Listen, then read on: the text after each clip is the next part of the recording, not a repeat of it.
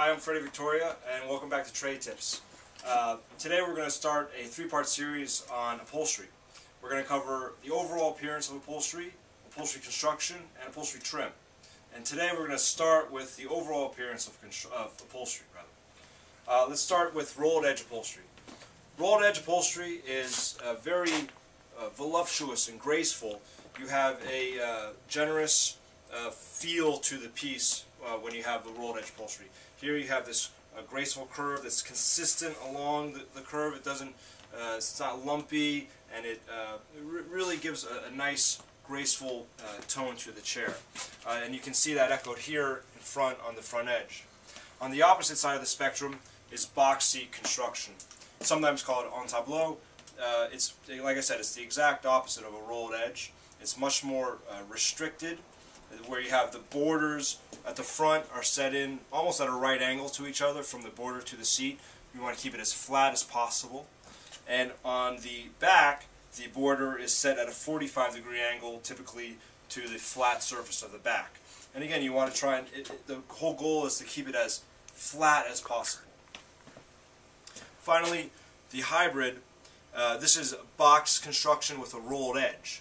So you can see that the seat here and the back here, very square, like a box seat construction. However, the edges themselves are rolled over. So you have a nice balance between something a little bit more rigorous, like in a box seat construction, that has been eased just a little bit to give it a little bit more generous feeling, a little bit more softer edges.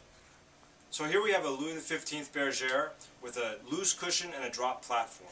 The loose cushion is this thick cushion right here, and because it's so thick, you have the drop platform, which is this little well that the cushion nestles into.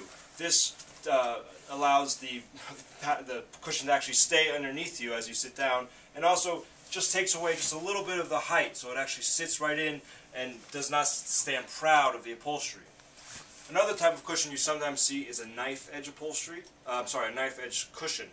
That's something where you only have one welt in the center for a much thinner cushion. Next, we have French style backs and English style backs.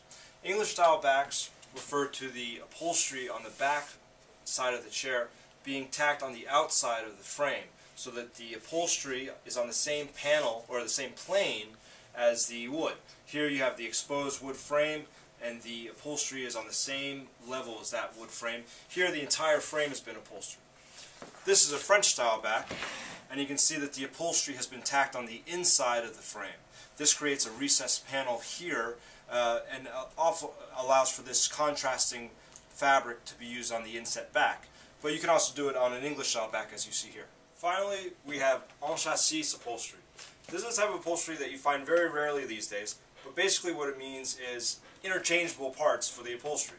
It started in the Louis XV period, and what it is these pads all are removable, so that originally what they could do is have different upholstery sets for the winter, which would be velvet, and versus in the summer, which would be silk. Like I said, it's not something we typically see these days, but it is very, for historical pieces, you will run across this. All these pieces lift out and can be replaced with other types of upholstery. That concludes our Trade Tips edition on the appearance, the overall appearance of upholstery. We hope it's been useful. In our next edition, we'll be looking at the different types of trim you can use on that upholstery. Thank you very much, and we look forward to seeing you next time.